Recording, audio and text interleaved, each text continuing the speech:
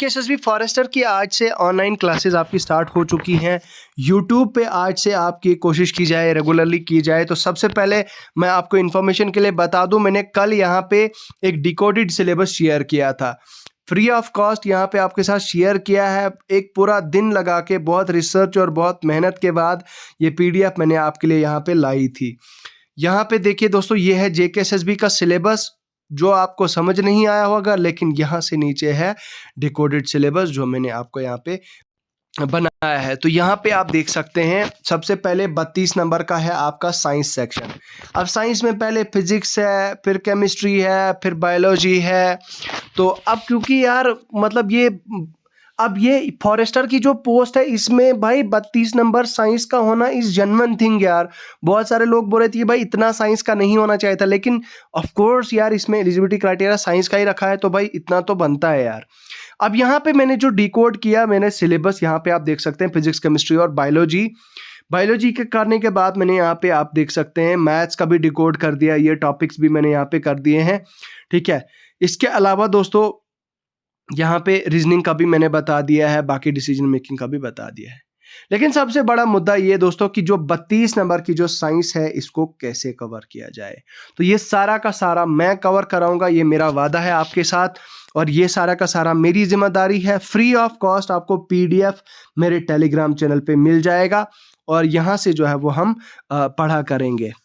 अब देखिए आज का ये जो वीडियो है दोस्तों, आज की इस वीडियो में हम units and measurement, motion, work, power and energy, in 3 topics को जो है वो डिस्कस करेंगे।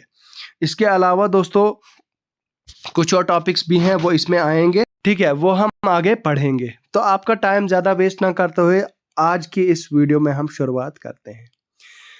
सबसे पहला टॉपिक है आपका फिजिक्स का यूनिट्स एंड मेजरमेंट। तो भाई यूनिट्स एंड मेजरमेंट क्या होते हैं, मतलब इसको आप उर्दू भाषा या हिंदी भाषा में क्या बोलो, ना आपा, नाप, ता, ओ, ला, नाप तोल। नाप तोल को हम बोलते हैं यूनिट्स एंड मेजरमेंट। यूनिट क्या बोलता है, यूनिट क्या होता है? Unit is defined as the standard और fixed quantity of one kind used to measure other quantities of the same kind, ठीक है। मतलब यूनिट क्या है, ये एक असल में एक स्टैंडर्ड या एक क्वांटिटी है, मतलब ये एक स्टैंडर्ड या फिक्स क्वांटिटी है जो हमें मेजर करने के काम आती है, ठीक है। अब मान लो यूनिट को कैसे समझे हम, मान लो अगर मुझे मार्केट से 1 किलो प्याज लाना है, मतलब प्याज अगर लाने हैं फॉर एग्जांपल, अगर प्याज लाने हैं तो मैं दुकानदार को, शॉपकीपर को अगर बोलूँगा मुझे 1 लीटर ऑनियन दो, तो भाई वो वहाँ से मुझे पागल समझेगा, बोलेगा ये क्या बोल रहा है यार, 1 लीटर ऑनियन मांग रहा है। उसको जब मैं बोलूँगा 1 केजी ऑनियन दो, तो वो मुझे उसी वक्त 1 केजी ऑनियन देगा। अगर बोलूँगा 1 लीटर मुझे ऑनियन दो, तो उसको समझ नहीं आएगा, वो मुझे बोलेगा ये पागल है, ये दीवाना है, इसको कुछ पता नहीं है। तो अब हर एक चीज के लिए एक स्पेसिफाइड चीज होती है, उसको हम यूनिट बोलते हैं। जैसे मतलब मास जो वेट होता है, वेट का यूनिट क्या होता है, केजी। मतलब जब भी हम वेट की बात करेंगे, वेट वाली चीजों की बात करेंगे, तो वहां पे केजी का इस्तेमाल होगा, केजी की टर्म्स में हम वहां पे बात करेंगे। आई होप आपको यूनिट समझ आ गया होगा। Fundamental units and derived units. अब देखिए यूनिट कितने टाइप के होते हैं। पहले तो भाई 2 टाइप के होते हैं, एक होता है आपका फंडामेंटल यूनिट और दूसरा होता है आपका डिराइव्ड यूनिट। फंडामेंटल यूनिट क्या होते हैं बोलता है, यहां पे बताया जा रहा है कि भाई जो which can not be expressed in terms of other physical quantities, जैसे कि fundamental length, mass, time and temperature. इसका मतलब ये हुआ कि भाई लेंथ को आप लेंथ से ही आप डिनोट कर सकते हो, लेंथ को आप लेंथ ही बोलोगे, मास को आप मास ही बोलोगे, टाइम को आप टाइम ही बोलोगे, टेम्परेचर को टेम्परेचर ही बोलोगे। ये एक फंडामेंटल यूनिट्स हैं आपके, ये फंडामेंटल हैं, बेसिक यूनिट्स हैं।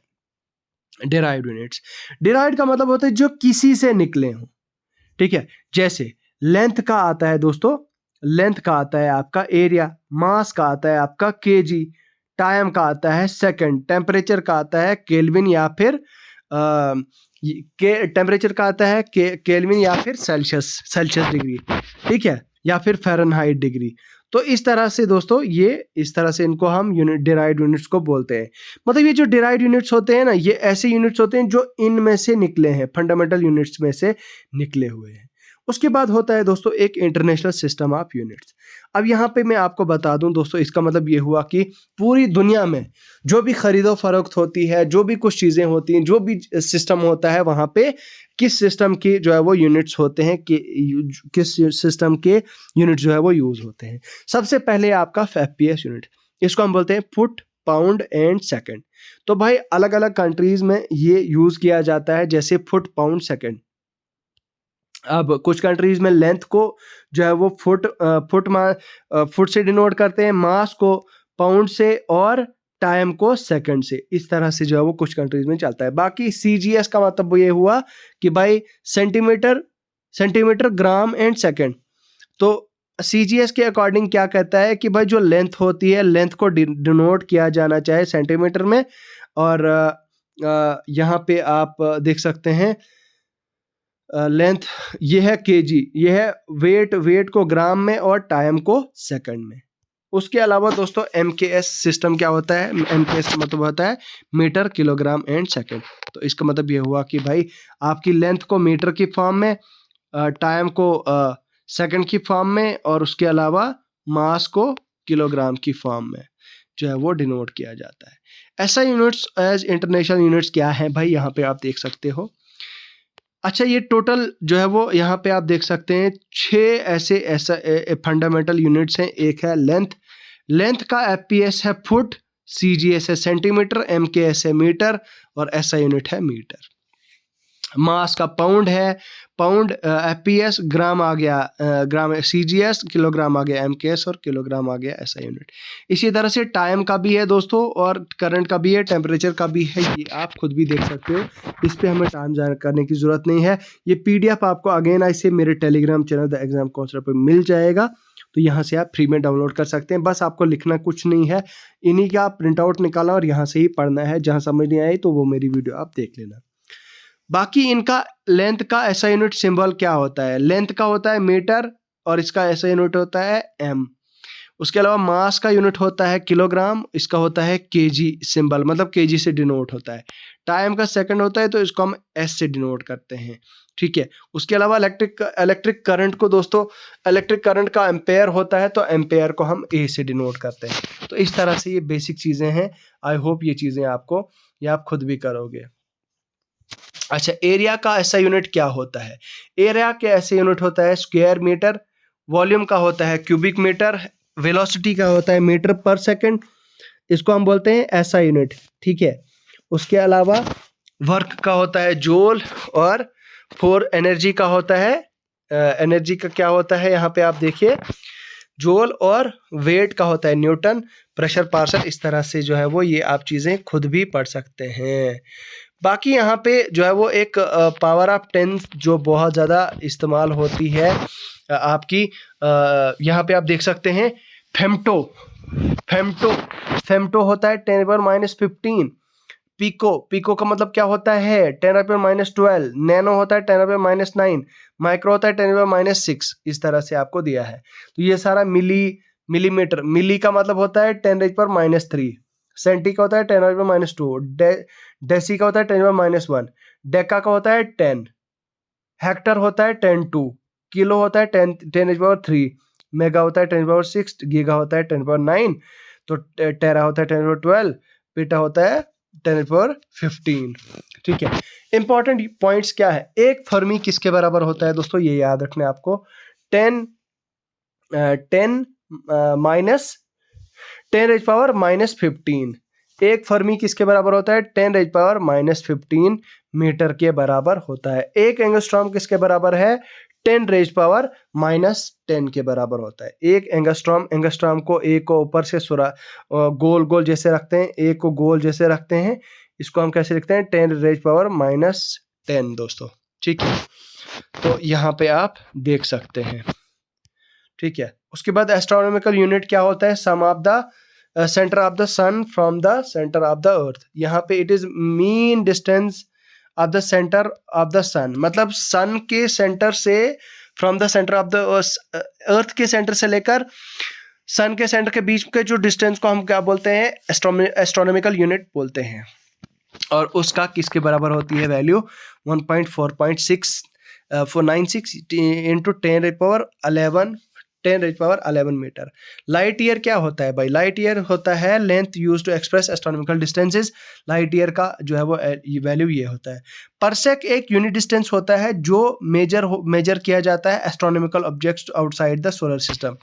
मतलब हमारे सोलर सिस्टम के बाहर की जो डिस्टेंसेस हैं उनके डिस्टेंसेस नापने में हमारा परसेक काम आता है। एक परसेप होता है 3.08 इंटू 10^16 मीटर के बराबर। एक परसेप होता है 3.26 लाइट ईयर के बराबर। टाइम क्या होता है दोस्तों? टाइम होता है भाई क्या हो रहा है, ऐसा unit of time, measure of events and interval between them. मतलब एक के बाद दूसरा इंटरवल के बाद क्या हो रहा है उसी के मेजर को हम टाइम बोलते हैं। टाइम का ऐसा यूनिट क्या होता है? सेकंड होता है। Heat is a form of energy. उसके बाद है दोस्तों आपकी हीट क्या होती है? Heat is a form of energy. Temperature, heat is a form of temperature is the degree of hotness और coldness of a body. Temperature क्या होता है?